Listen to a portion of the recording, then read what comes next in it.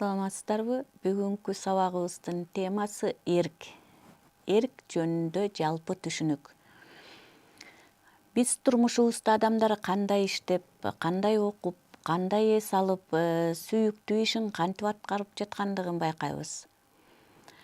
Адам алдыга койгон максатка жетүү үчүн узак убакыт бою күчүн, акыл эмгегин жумшап, тоолгон тоскоолдуктарды жеңип, талыкпастан умтулгандыгын, ар кандай тоскоолдуктарга карабай алдыга умтулгандыгын көрөбүз. Ошондой эле аткарып жаткан иштин кызыкчылыгы үчүн бир жагымдуу, ыңгайлуу нерселерден баш тарткан учурларды дагы учуратабыз. Булардын баарында адамдын эрки көрүнөт. Адамдын ар бир ишмердүүлүгү эрктүү жана эрксиз болуп экиге бөлүнөт. Эрктүү аткарылган иш-аракетинин өзгөчөлүгү адамдардын алдыга койгон ой, максат талаптарына жетүү үчүн болгон аң-сезимдүүлүк аракети. Мисалы, адам суу ичиш үчүн стаканды алып колу менен оозуна жеткирет. Башкача айтканда, ар түрдүү кыймылдарды жасайт. Ар түрдүү кыймылдар жасалып, бирок бир максатты канааттандыруу, аткаруу, суусундукту кандыруу. Ар бир бөлөк кыймыл аң-сезимдин башкаруусу менен аткарылып, бир бүтүмдү түздү. Эмне болду? Адам суу ичти. Бул аракет эрктик регуляция же эрк деп аталат.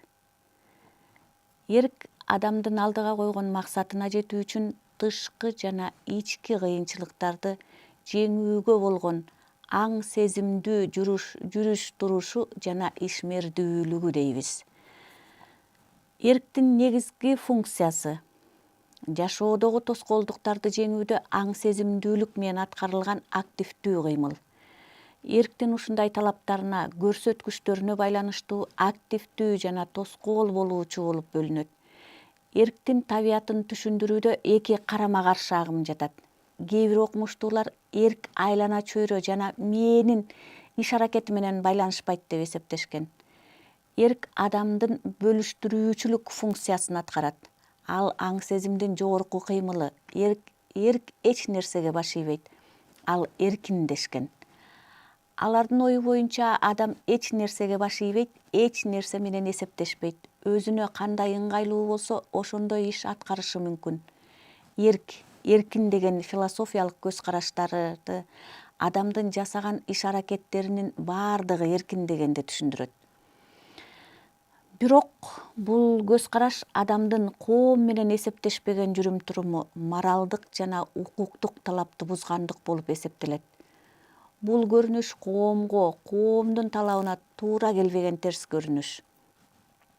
Ал эми экинчи көз караштагы агым эркти мээден бөлүп кароого мүмкүн эмес экендигин аныкташкан. Адам сырткы чөйрө менен тыгыз байланышта жашайт. Сырткы тийиштүү шарттар болбосо, адам өзүн өзү кармай албайт, турмушун да уланта алмак эмес. Бул топтогу окумуштуулардын ою боюнча, адам социалдык чөйрөнүн таасири астында өнүп өсөт. Коомчулуктун койгон талабына адам баш ийет. Коомчулуктун талабы адамдын жүрүш-турушун башкарат. Социалдык ченемдик негизинде өз аракетин жолго салып турат. Адам аң-сезимдүү эрктүүлүгү менен гана жашоосунда эмгектенүүдө, ийгиликке, жаратылыштын катаалдыгын баш ийдирүүдө, алдыга койгон максаттарына жетишет. Ошону менен катар эле адамда психикалык, физиологиялык жактан өнүгүү, такшалуу процесстери жүрөт. Эрктин физиологиялык негизи. Баштагы чоң жарым шардын кыртышынын чоку жагында жайгашкан кыймылдуу абалга байланыштуу болот. Кыймылдуу абал баардык анализатордук же болбосо анализатордун кыртыштык бүтүмү жана кыртыштын баардык бөлүктөрү менен байланышкан. Бул байланыш кыртыштын кандайдыр бир бөлүктөрүндө пайда болгон козголууну кыймылдуу абалга жеткирет. Ал жерде козголуу процесси жүрөт. Козголуу маалыматты алган кыймылдуу клеткалар каалаган убакта кыймыл жөнүндө буйрук жөнөтүшү мүмкүн. Ошентип кыртыштын кыймылдуу областынын мээнин башка бөлүктөрү менен байланышы адамдын жүрүш турушунун кыймылынын аң-сезимдүү аракетинин керектүү шарты болуп саналат. Эрктин багыттары болуп, Адамдагы ар кандай эрктик аракеттер адамдын алдына коюлган максатынын бар экендиги менен мүнөздөлөт. Эрктик аракеттер жөнөкөй жана татаал болуп экиге бөлүнөт. Жөнөкөй эрктик аракет дагы эки максатты коюу жана аткарууга болуп бөлүнөт. Ал эми татаал эрктик аракеттер 3 бөлүктөн турат. Максаттын мазмуну аны түшүнүү, пландаштыруу, аны аткаруу. Биринчиден, адамдын жашоосу ар кандай мотивтерден же болбосо себептерден турат дейбиз. Ал себептердеги керектүүлөргө тамак табуу, суу, таза абабызга болгон же таза абалга болгон муктаждык, кийим жана руханий керектик, билимди өздөштүрүү, адам менен адам ортосундагы мамиле түзө билүү. Бул керектиктин талаптары акырындап көбөйө берет. Ага жетиш үчүн талыкпаган эмгек, эрктик талап кылынат. Адам улам жаңы керектикти каалайт. Себеби каалоо болбосо керектик муктаждыгына жетүү кыйын. Каалоо аракетке, өсүү мотивтерине көз каранды болот. Мисалы, бир окуучуну алсак, окуучу оюнчуктарына кызыгып ойногусу келет. Бирок ошол эле мезгилде сабакка дагы даярданыш керек. Кызыгуу мотивден баланын талабына болгон эрки күчтүүлүгү жеңип, ал сабакка даярданат. Бул эрктик алдыга койгон тоскоолдуктарды жеңүү иш-аракетине кирет. Тоскоолдуктар ар түрдүү мотивтерди камтышы мүмкүн. Буга мисал катары студент фортепианода досу андан жакшы ойногонун билет дагы, анын дагы ошондой ойногусу келет. Бирок убактысы аз, жумуш иштейт. Жумуш иштебесе окууга контрагын төлөй албай калат. Эгерде студенттин алдыга койгон максаты бекем болсо, ал өзүнүн эрктүүлүк сапаты менен сөзсүз тоскоолдуктарды жеңип, алдыдагы максатын орундатат. Ушул эле мисалда бир канча мотивтер ачык көрүнөт. Студент фортепианода жакшы ойноону самайт. Кээ бир учурларда мотивтердин кеңешпөөчүлүгү же мотив аралык күрөштөр байкалат.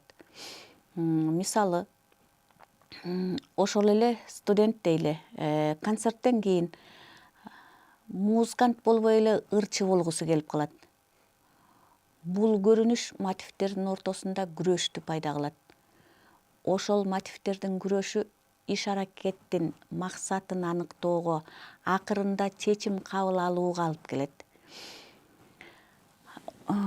Ушундай так эмес этаптардан өткөндөн кийин гана адам максатты так түшүнүүгө жетишет. Жыйынтык чыгарып чечим кабыл алуу демек бир каалоону башка каалоолордон бөлүп алып, максаттын идеалдуу образын түзүп, максатты так түшүнүү дегенди билдирет. Адамдын жашоосунда максатты туура түшүнбөстөн аракет жасаган учурлар көп кездешет. Мисалы, кээ бир студенттер көркөм өнөр окуу жайына ата-энесинин каалоосу боюнча өтүп, өзүнүн кызыгуусу болбойт. Эгерде жөндөмү анча жок болуп, кызыгуусу болсо, ал студент максатына жетүү үчүн эрктүү аракеттенмек. Демек, максатты орундатыш үчүн кызыгуу, каалоо, керектөөнүн мотивтери эркти ойготуп, ишмердүүлүктү пайда кылат. Кээ бирөө мен жөн эле ата-энемдин каалоосу боюнча тапшыргам, өтүп кеттим дешет. Буга окшогон мисалдарды жашоодон көп эле кезиктирсек болот. Мындай көрүнүштөгү мисалдар максатты түшүнүү аракетиндеги эрктүүлүктү баяндайт. Экинчиден, татаал эрктик аракеттерде толук чечим кабыл алынгандан кийин алдыда турган иштерди аткарууга, анын орундалышы үчүн пландар түзүлөт. Максатка жетүүнүн планын түзүүдө адам кыйынчылыктарга дуушар болушу мүмкүн. Кыйынчылыктардын пайда болушу биринчиден максатка жетүүнүн кээ бир жолдору жөнөкөй, бирок моралдык ченемге жооп бербей, башкаларга зыян келтиргенден келип чыгат. Экинчиден, ошол эле жол татаал, өтө көп аракеттеги энергияны талап кылышы мүмкүн. Бирок адам өзүнүн уяттуу сапаты жана намысы менен этикалык ченемден же болбосо нормадан дейбиз чыкпайт. Адам максатка умтулууда моралдык ыймандуулукка ылайыктуу жолду тандап алуусу зарыл.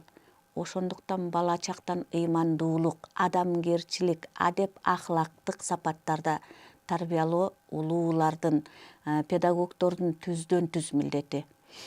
Себеби биздин коом улам кийинки муундардан адам инсан деген атка татыктуу болгон эр жүрөк, гумандуу, эрки күчтүү, өзүнүн элинин патриоту болгон келечек инсанын күтөт.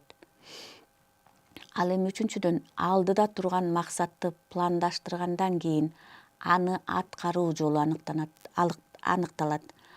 Адам аны аткарууга киришет. Бул талапта адам түзүлгөн планга жараша өзүнүн аракетин ошого байланыштуу өзгөртөт. Дагы бир мисал келтирсек, баланын музыкалык аспапка үйрөнүүсү. Мындагы мотив ар дайым сырткы аракет менен бир мааниде байланышканбы? Муну орус окумуштуусу Селивановдун изилдөөсүндө көрсөткөндөй, мотив менен сырткы аракеттин ортосунда дал келүүчүлүк гана болбостон карама каршылык да кездешет. Автор бул көрүнүштө эрктик сапатты 4кө бөлгөн.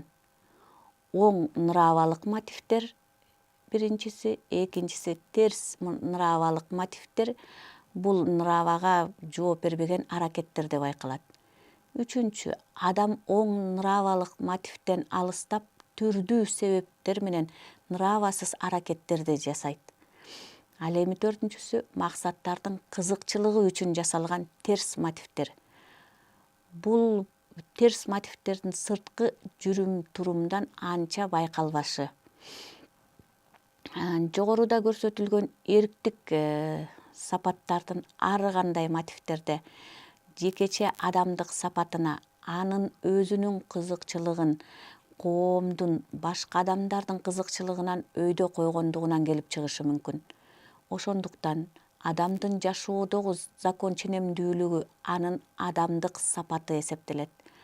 Адамда эрктик сапаттардын калыптанышы түрдүүчө жүрөт. Анын эрктик иш-аракеттерди аткарышында байкалат. Мисалы, кээ бир адамдар чыдамдуу, чымыркай болсо, кээ бирөө тескерисинче чыдамсыз болушат.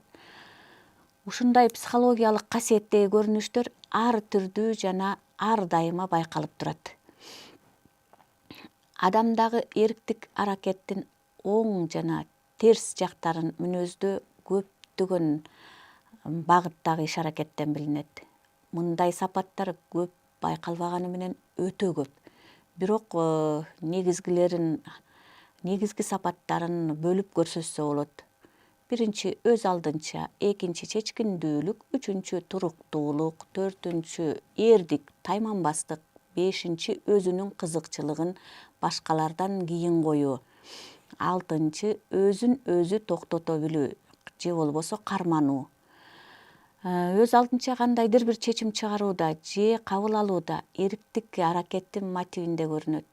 Анын негизги маңызы адамдын сырткы күтүлбөгөн таасирге, башкалар менен же өзүнүн курчаган чөйрөгө ылайыкташпай, өз алдынча аракет жасоосунан байкалат.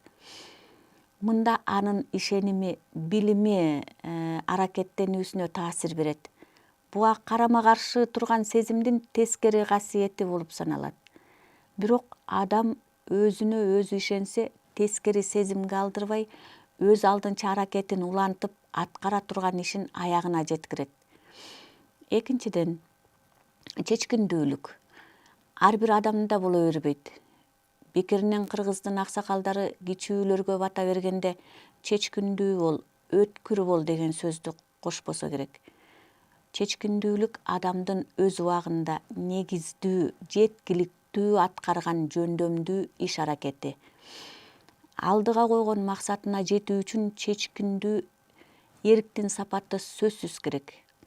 Ал эми адамдын жашоосундагы маанилүү психологиялык касиеттердин бири болгон чечкиндүүлүккө карама каршы көрүнүш адамдын кайсар же болбосо чечкинсиздик шылтоосу деп айтабыз.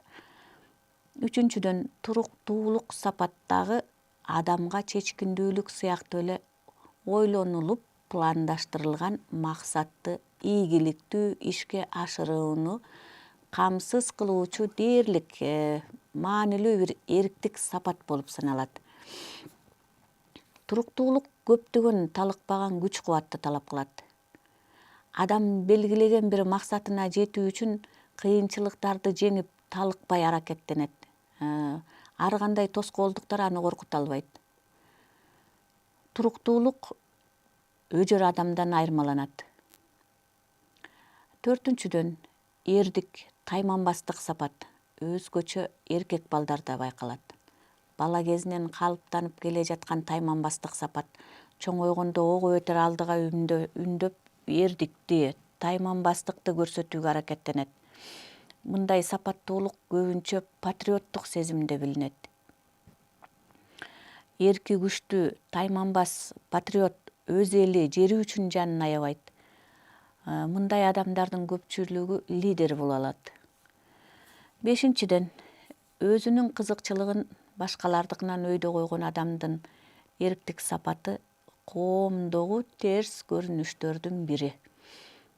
Максатына жетүү үчүн эрктүү оң аракеттерди эмес, шылуун, алдамчы, анткорлук же болбосо жана башка ушул сыяктуу бир жат кыймыл аракет байкалат.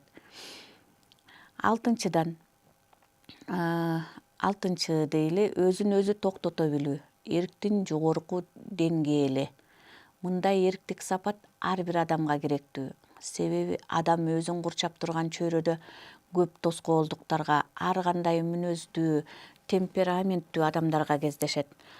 Айрым мезгилде көңүл бурбай, эмоция калтырбай, өзүн токтото билсе, жыйынтыгы чыр чатакка айланбай туура чечилет. Мындай мисалдарды көп эле кездештирсек болот. Ошондуктан бул эрктик сапат дагы адамдын жашоосундагы маанилүү бир касиеттердин бири. Өзүн өзү токтото билүү, тоскоол болгон коркунучтуу нерселерди жеңе билгенге, ошондой эле максаттуу чечимди аткарууга адамды мажбурлайт.